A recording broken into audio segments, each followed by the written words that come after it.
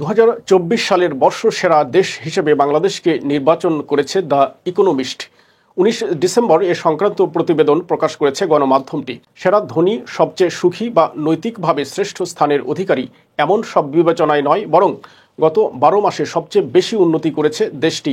July August ছাত্র জনতার গণ অভ্যুত্থানে স্বৈরাচারের পতন এবং ডক্টর মোহাম্মদ ইউনূসের নেতৃত্বে নতুনভাবে দেশ গঠনের কারণেই বর্ষসেরা হিসেবে নির্বাচিত হয়েছে বাংলাদেশ।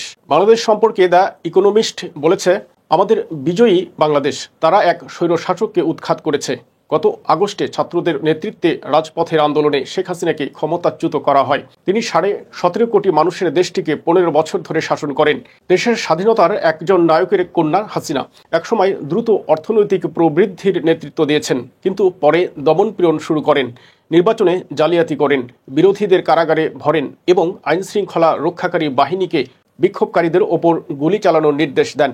তার আমলে বিরাট অঙ্কের অর্থ আত্মসাৎ করা হয়েছে। প্রতিবেদনে আরও বলা হয়, বাংলাদেশে ক্ষমতার পালাবদলকালে প্রতিহিংসামূলক সহিংসতার ইতিহাস আছে। দেশের প্রধান বিরোধী দল বিএনপি দুর্নীতিপরায়ণ, ইসলামী চরমপন্থা একটি হুমকি।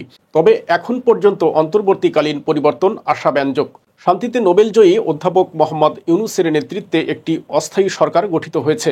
এটি ছাত্র, সেনাবাহিনী, ব্যবসায়ী ও নাগরিক সমাজের সমর্থন পেয়েছে। এই সরকার আইন শৃঙ্খলা পুনঃপ্রতিষ্ঠা করেছে ও অর্থনীতিকে স্থিতিশীল করেছে। তবে বর্তমান বাংলাদেশে ক্ষমতাসীন অন্তর্বর্তী সরকারের সামনের পথ মসৃণ নয় উল্লেখ করে প্রতিবেদনে বলা হয়েছে, 2025 সালে এই সরকারকে ভারতের সঙ্গে সম্পর্ক ঠিক করতে হবে এবং কবে নাগাদ নির্বাচন আয়োজন করা হবে তা নির্ধারণ করতে হবে। এর আগে নিশ্চিত করতে হবে যে দেশটির আদালত নিরপেক্ষভাবে চলছে এবং বিরোধী দলগুলোকে সংগঠিত হওয়ার সময় দেওয়া হয়েছে। এর কোনোটিই সহজ হবে না, তবে একজন স্বৈরশাসককে ক্ষমতাচ্যুত করা এবং আরও উদার সরকার গঠনের পথে অগ্রসর হওয়ার জন্য আমাদের এবছরের সেরা দেশ বাংলাদেশ। সম্প্রতি বাশার আল আসাদকে ক্ষমতাচ্যুত করা সিরিয়া এবছরের রানার আপ নির্বাচিত হয়েছে। এছাড়া অর্থনৈতিক সংস্কারের জন্য আর্জেন্টিনা, খারাপ সরকারের বিপক্ষে গিয়ে নতুন সরকার গঠনের জন্য দক্ষিণ আফ্রিকা ও পোল্যান্ড এই চূড়ান্ত তালিকায় স্থান পায়।